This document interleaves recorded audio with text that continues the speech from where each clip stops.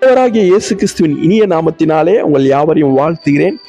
என் அன்பு சகோதர சகோதரிகளே, இன்று ஒரு விசேஷித்தமான நாள், உழைப்பாளர் தினம். அதே சமயத்தில் இந்த மாதத்தின் முதலாவது நாளாக உள்ளது. இந்த நாளில் தேவன் நமக்கு ஒரு முக்கியமான உண்மையை நினைவூட்டுகிறார். உழைப்பு வீணாகாது, தேவன் அதை ஆசீர்வதிப்பார். சங்கீதம் 128:2 இவ்விதமாய் சொல்கிறது, உன் கையின் பிரயாசத்தை நீ சாப்பிடுவாய், உனக்கு பாக்கியமும் நன்மையும் உண்டாயிருக்கும். ஆம், என் அன்பு சகோதர சகோதரிகளே, உழைப்பு தேவனுடைய திட்டமாக உள்ளது. தேவன் மனிதனை படைத்த போது அவனை உழைக்க அழைத்தார்.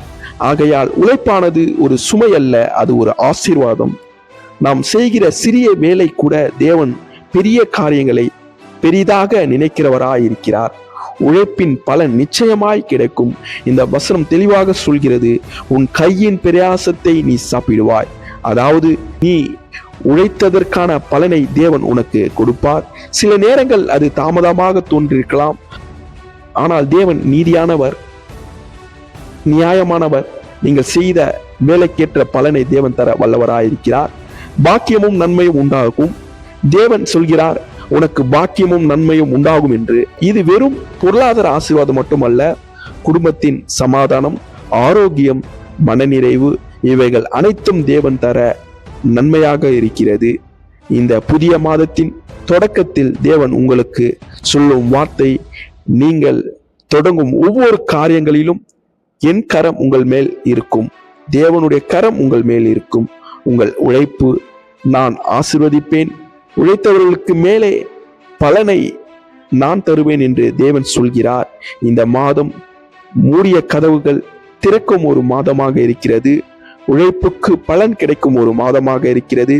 கண்ணீர் சந்தோஷமாக மாறும் ஒரு மாதமாக இருக்கிறது. நாம் செய்ய வேண்டியது நேர்மையுடன் வேலைகளை செய்யுங்கள்.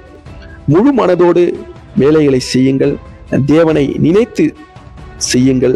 அப்பொழுது நிச்சயமாகவே இந்த வசனம் நம் வாழ்க்கையில் நிறைவேறும். இந்த உழைப்பாளர் தினம் அன்று உங்களுடைய உழைப்பை நினைவு கூர்ந்து உங்கள் கையின் வேலைகளை தேவன் ஆசீர்வதிப்பார். இந்த புதிய மாதத்தில் நீங்கள் செய்யும் எல்லா காரியங்களிலும் தேவன் முன்னின்று உங்களை வழிநடத்த, உங்கள் உழைப்பதற்கான பலத்தையும் ஆரோக்கியத்தையும் தந்து, நல்ல ஒரு ஞானத்தை தந்து உங்களை வழிநடத்த தேவன் அனுக்கிரகம் செய்வார். உழைப்பு மற்றும் தேவன் உங்களோடு இருந்தால் ஆசீர்வாதம் கண்டிப்பாய் வரும். விசுவாசம் மற்றும் முயற்சி உங்களோடு இருந்தால் கண்டிப்பாய் வெற்றி வரும். இனிய உழைப்பாளர் தின நல்வாழ்த்துக்கள். இந்த புதிய மாதம் உங்களுக்கு ஒரு ஆசீர்வாதமான மாதமாக இருக்க நான் வாழ்த்துகிறேன். கர்த்தர் தாமே உங்களை ஆசீர்வதித்து வழிநடத்துவாராக. God bless you.